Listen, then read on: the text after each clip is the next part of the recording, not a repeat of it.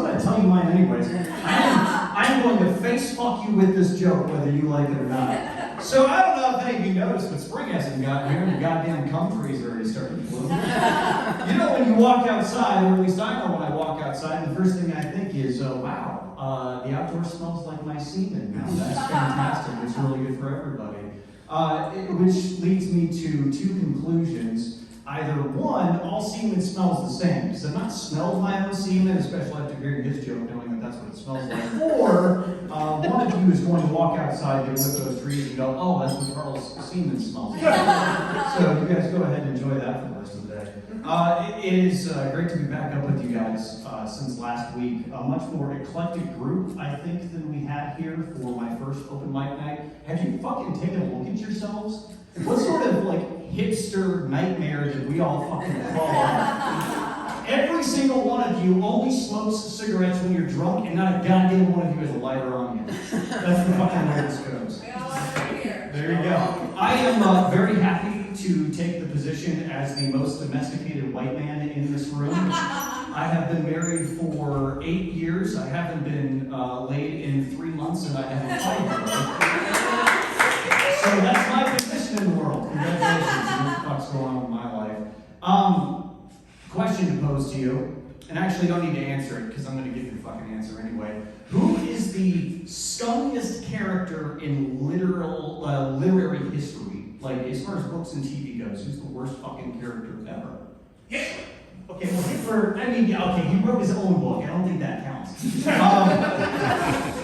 A lot of people will say maybe it's Percy from The Green Mile. Have any of you seen The Green Mile? That dude's a fucking asshole. But you know who the biggest scumbag is? Grandpa Joe from Charlie and the Chocolate Factory. That guy is the biggest dickbag on the entire planet. If you read the book, you know what I'm talking about. If you watch the movies, maybe it was a little less obvious. To give you the background, Grandpa Joe used to work for Willy Wonka's chocolate factory until one day the factory shut down because people were stealing his secrets, and he decided that the best way to deal with his depression was to crawl in bed and not leave it for 30 fucking years. He watched his family damn near starve and eat cabbage water every night for dinner, while he knew damn well he could hop off that couch and start making some money.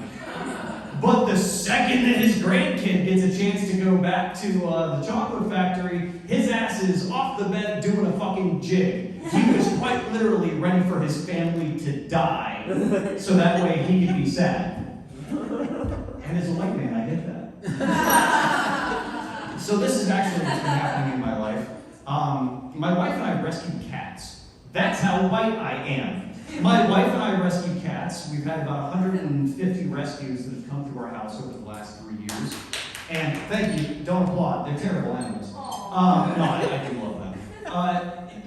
The problem is kitten season is upon us in the spring. Everything decides to fuck. So the birds are fucking, Jenny's trying to fuck. And the cats are also fucking, which means more kittens to deal with. And in the last 4 days, I have acquired 7 new kittens. We had 3 in my house. We now have 7 more that have found their way to us. There are some parallels to be made between cats and different groups of people. Cats are kind of like alcoholic friends that you made one day while you were out drinking.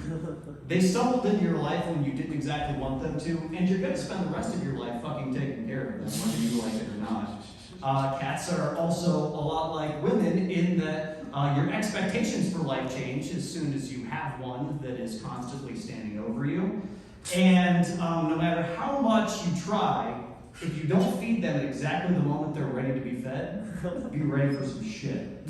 I do have one problem and one conundrum that I'm dealing with is that eventually you get so many kittens that you kind of run out of a way to differentiate between them. And I have a group of 3 black kittens. The problem here is that they are my babies, and so I refer to them as my babies. However, in public, I need to stop outwardly referring to them as my black babies. The optics are not great when you're standing in public having a conversation with someone and you're talking about your 3 black babies that are up for adoption after a mother abandoned them and they were found trying to live off dirt in the windowsill.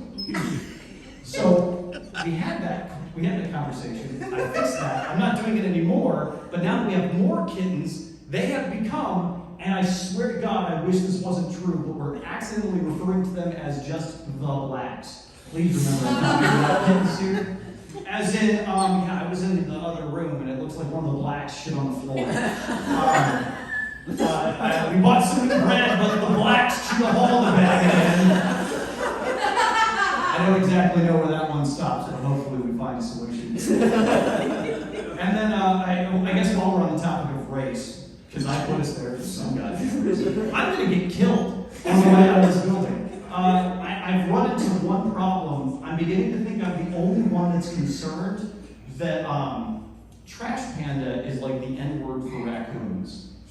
It's okay when they say it to each other, but it's really not kosher when we're using that word without their permission. I haven't had any raccoons to confirm this one with. It's just kind of a gut feeling. Thanks, guys. That's